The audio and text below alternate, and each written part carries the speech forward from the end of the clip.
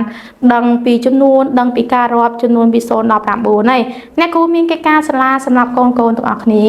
ចានេះគឺជាកិច្ចការសាលារបស់កូនកូនដែលចូលរួមធ្វើជាមួយអ្នកគ្រូเนาะចាកិច្ចការទី1នេះគឺឲ្យកូនគូសញ្ញាគ្រីសក្នុងប្រអប់លើចម្លើយត្រឹមត្រូវចាអញ្ចឹងចំណុចកនេះបានអ្នកគ្រូបានបញ្ជាក់កូនហើយថាបាល់មានចំនួន3អញ្ចឹងកូនមើលថាតើបាល់នៅទីតាំងកន្លែងណាមានចំនួន3ចាទីឯខាងក្រោមនេះបាល់មានចំនួន5ថាតើទីតាំងកន្លែងណាដែរបាល់នោះមានចំនួន5អញ្ចឹងអ្នកកូនសាកល្បងចូលរួមគិតមើលអ្នកគ្រូទុកពេលឲ្យកូនចូលរួមចាប់ផ្ដើមមើលកូនចាកូនទាំងអស់គ្នាបានដឹងចម្លើយហើយយើងទៀមទាត់ចម្លើយជាមួយអ្នកគ្រូចានេះគឺជាចម្លើយយើងចម្លើយរបស់កូនកូនអ្នកគ្រូសង្ឃឹមថាដូចចម្លើយរបស់អ្នកគ្រូអញ្ចឹងបាល់ដែលមានចំនួន3នោះកូនមើលនេះគឺចំនួន3កូនរាប់មើល1 2 3ចាអញ្ចឹងទីតាំងចម្លើយគឺទីតាំងកន្លែងហ្នឹងកូនគូសញ្ញាគ្រីសទីឯខាងក្រោមបាល់មានចំនួន5នៅកន្លែងណាកូននេះគឺជាចម្លើយកូនរាប់មើល1 2 3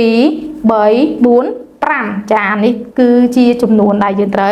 វការអញ្ចឹងអ្នកគ្រូមានលំហាត់មួយទៀតចា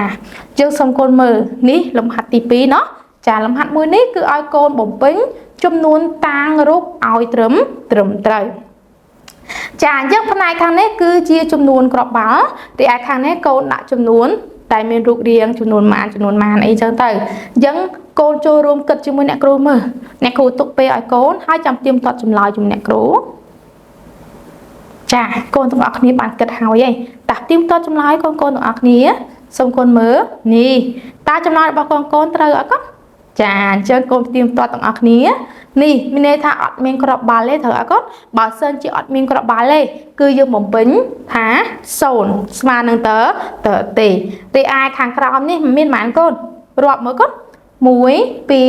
3 4 5 6 5 7អញ្ចឹងកុំបំពេញរូបរាង7នៅទីតាំងកន្លែងនេះទីឯខាងក្រោមនេះកូនស្លឹងមកកូនដឹងហើយដោយសារយើងបានសិក្សាហើយត្រូវកូនចាគឺមានចំនួន3យើងកូនបំពេញថា3ទីឯខាងក្រោមនេះគឺមានចំនួនប៉ុន្មានកូន9អញ្ចឹងកូនបំពេញថា9ចាអញ្ចឹងដើម្បីឲ្យកូនកាន់តែច្បាស់អ្នកគ្រូមានកិច្ចការផ្ទះសម្រាប់កូននេះគឺជាកិច្ចការផ្ទះសម្រាប់កូនកិច្ចការមួយនេះគឺឲ្យកូនសរសេរចំនួនតាមលំដាប់ឲ្យបានត្រឹមត្រូវអញ្ចឹងកូនគ្រាន់តែបំពេញចំនួនទៅក្នុងលំដាប់មួយហ្នឹងទៅណាដូចអ្នកគ្រូចាប់ផ្ដើមដំបូងគេគឺ0អញ្ចឹងបន្ទាប់ពី0គឺម៉ានកូនដាក់បន្តបន្ទាប់បំពេញត្រង់ទីតាំងដែលអ្នកគ្រូកំណត់យើងកិច្ចការមួយនេះសូមកូនទាំងអស់គ្នាចូលរួមហាត់ធ្វើទាំងអស់គ្នាបន្ទាប់ពីកូនបានធ្វើរួចកុំភ្លេចយកទៅឲ្យប៉ាម៉ាក់របស់កូនជួយពិនិត្យមើលថាតើកិច្ចការរបស់កូនពិតជាបានស្អាតនិងត្រឹមត្រូវដែរឬទេចាសូមអរគុណ